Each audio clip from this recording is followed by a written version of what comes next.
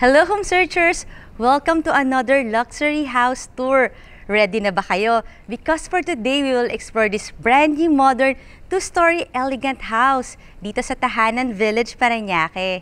My name is Eva and I am your real estate broker friend. Now let's start the house tour.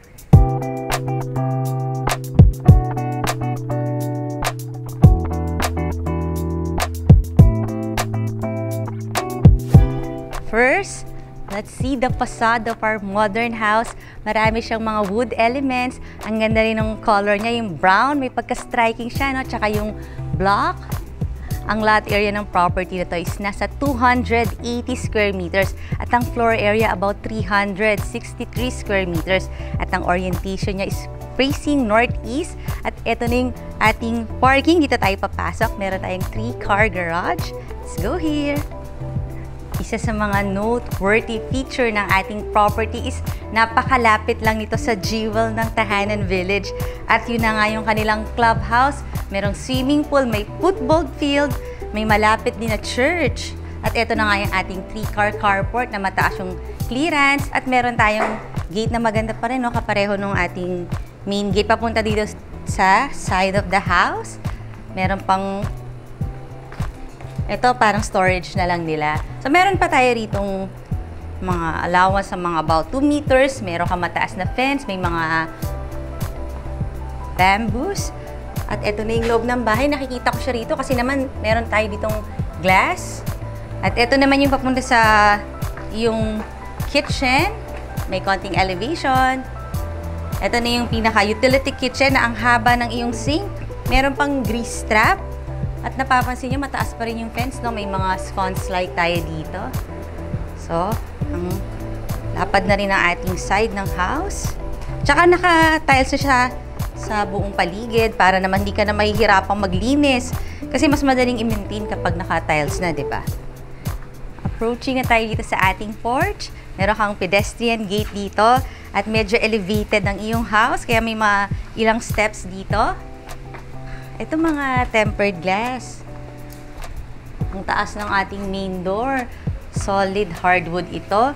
May side lights at maganda rin yung kanyang adobe na wall. Accent wall dito sa labas ng ating house. At bago ko nga ipagpatuloy ang ating house tour, syempre request ko rin na i-click mo na yung subscribe button ng ating channel na Home Search Philippines para updated ka lagi sa mga videos ng magagandang bahay. At pasukin na natin. And welcome to your beautiful modern house dito sa Tahanan Village. Alam niyo maganda sa Tahanan Village kasi napakataas ng security nila. At syempre, ang lapit lang sa Skyway, sa SMB, pag mag-grocery ka. At eto na nga yung ating foyer. Kung napansin nyo, ang taas talaga ng kanyang door. Talagang floor to ceiling yung height niya, kaya napakatangkad tingnan. Nakakabigay siya ng feel na ang laki ng iyong house. At meron ka na rin inverter na Daikin AC. Pwede rin maglagay dito ng TV ha, kasi meron sila mga provision, no?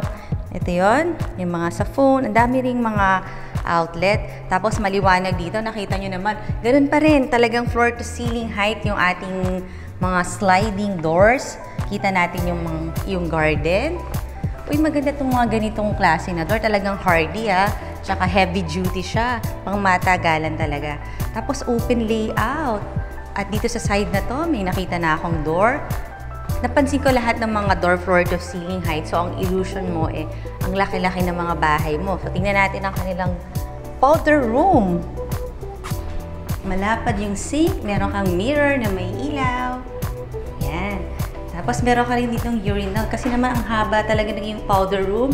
You have your water closet. Meron ka ng bidet at mahaba ang iyong bathroom niche. Ang taas ng ceiling. Tapos, marble type yung design ng mga tiles. Tapos, andito ka ulit sa yung living room. Ay, may mga provision din dito para sa plug. Kung meron kang kailangang i-plug dito kung maglalagay ka ng parang couch or mga lights.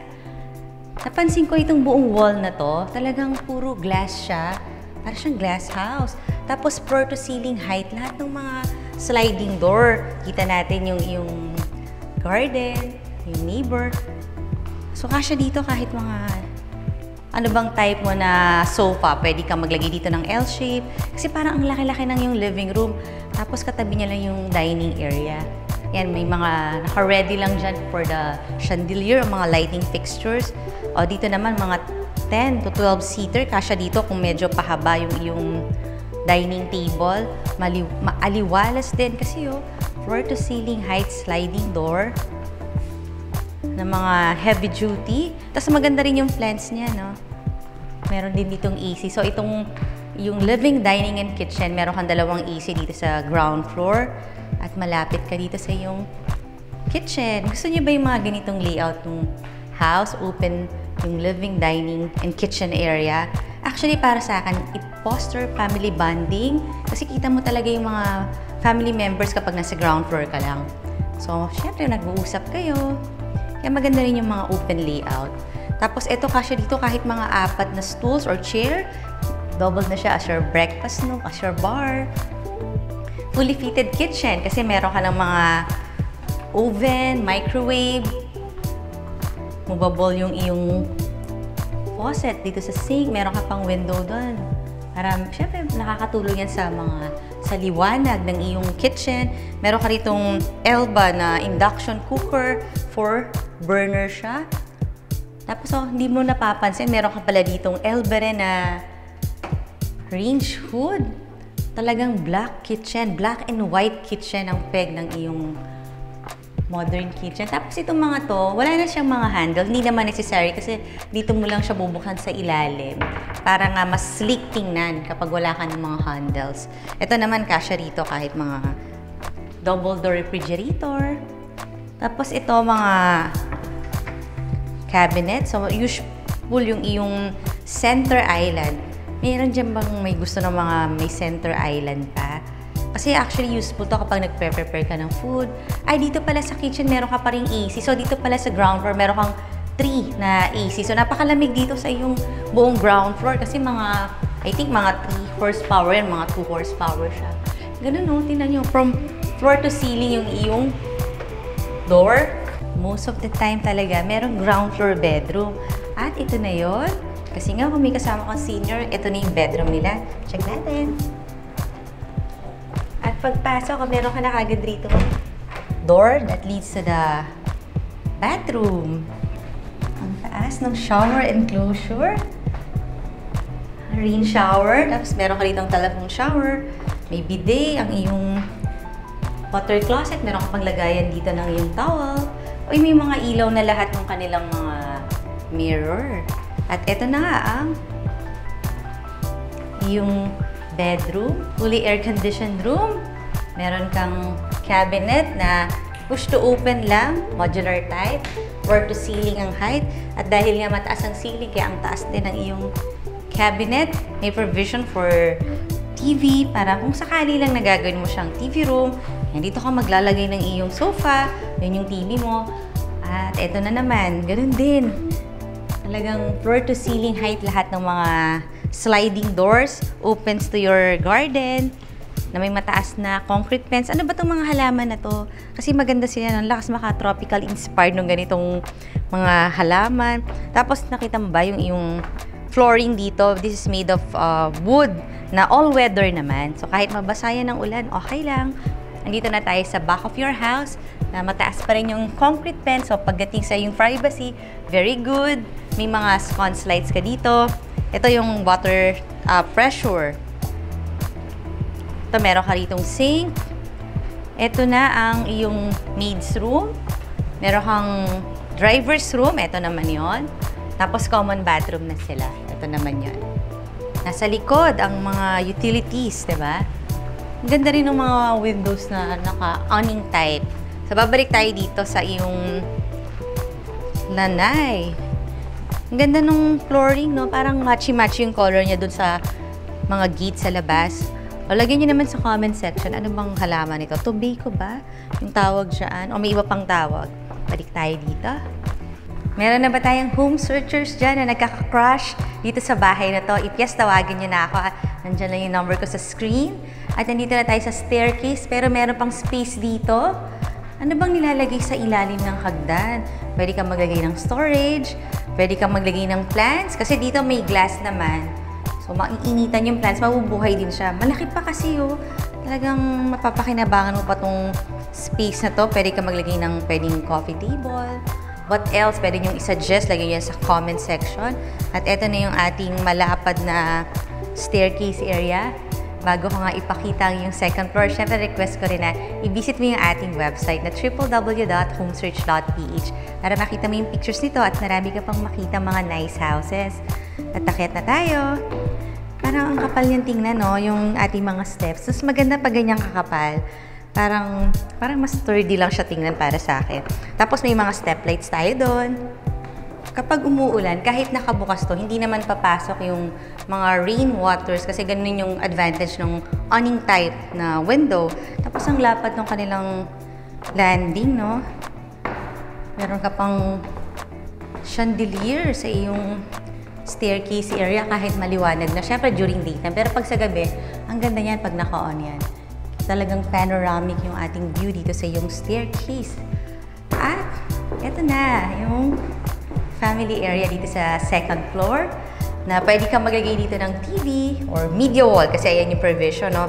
May mga telephone din, may mga outlet ka. Wall to wall naman ang iyong window. Ganun din, no? Anong type din siya. Ayan. Dito ka maglalagay ng couch, ng sofa. Tapos may AC, so malamig ang iyong buong family area. Tapos napansin ko yung ating flooring. Mga engineered wood flooring. Just the same, pare-pareho na ha. Lahat ng mga doors nila talagang floor to ceiling yung height. So, ang illusion natin talagang luxury home to dahil ang illusion niya ang laki-laki ng ating house. Pagpasok, meron na tayo ditong cabinet. Mga push to open lang siya. Modular type.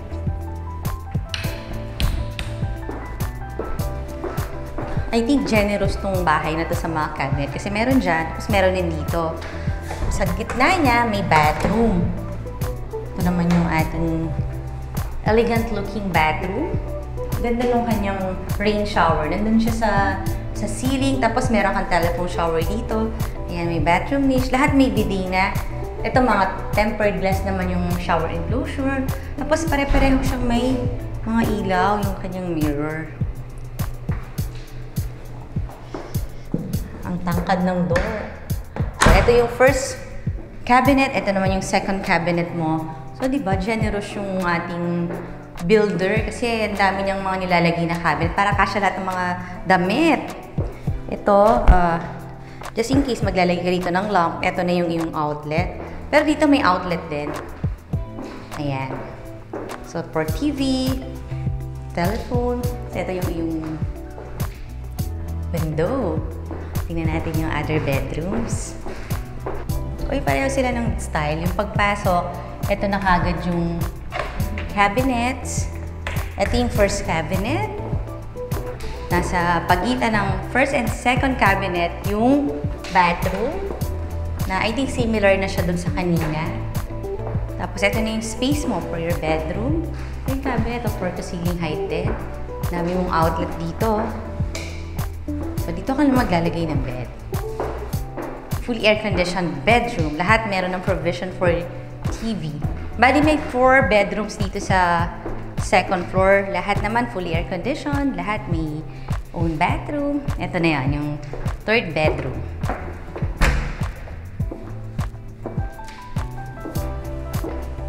So, ito yung kanyang bathroom. Fully air-conditioned din. Pero this time, ito yung kanyang cabinet. Lahat mga modular type at saka mga push to open lang. Para hindi mo na kailangan maglagay ng handle. Kasi may AC siya. Puntahan natin ang iyong master bedroom. Meron tayo dyang viewer or home searcher na may lot na gustong patayuan ng kanyang residential house or kahit commercial building. Pwede niyo akong tawagan na kasi may mga partners tayong reliable na architect, builders, contractor, even interior designer. O kaya naman meron kang property na gustong ipabenta. Ayan, tawagan mo lang ako at i-feature natin yan dito sa ating channel, ang iyong property for sale. Ito na yung linen cabinet. So, lagayan lang to ng iyong mga beddings. Floor to ceiling din siya. Ito na yung master bedroom. Tignan natin. And welcome to your master bedroom. Uy, ang ganda ng ceiling niya. Wood treatment siya. Parang medyo kapareho dito sa ating flooring. At may AC ka na rin. Mga inverter type AC. Ang ganda ng kanyang fluted panel na gray naman. Para maiba, no? Kasi syempre pareho na siyang wood color yung ceiling. Tapos yung ating flooring wood color na rin. So parang siyang gray na siya dito sa kanyang paint dito. Tapos dito ka na nga maglalagay ng iyong king size bed. At kung gusto mo nga ng comfortable, restful sleep, dapat gamitin mo ang Emma mattress dahil siya ang mattress ng mga superstars. Ang sarap ng tulog ko kagabi dahil sa aking Emma mattress. Goodbye back pain na rin dahil right balance sa pagiging soft and firm niya. Because Emma mattress provides spinal support and alignment. Tapos comfy, cool at breathable pa, kaya no sweat while sleeping. Ang favorite ko yung motion isolation technology. Kahit malikot ang katabi ko, hindi ako maaabala. Ayan hindi natatapon yung wine. At ang bouncy ha. From now on, lagi nang malalim ang tulog ko. Kaya ready to work na ako dahil may good night's sleep will make me a superstar sa work and family ko. Thank you, Emma Mattress. Try mo na to. May free trial for 100 night. Look for my discount code below at free delivery nationwide. Meron ka na rin dito mga outlet para pag naglagay ka ng iyong side table. Tapos may mga plugs ka na rin dito. Dito naman sa side na to, pwede kang maglagay ng table para sa iyong work from home setup. Just in case nag-work from home ka. Dahil dito napaka-bright dahil sa kanyang corner window na made of glass. Ito naman mga aning type ulit na windows.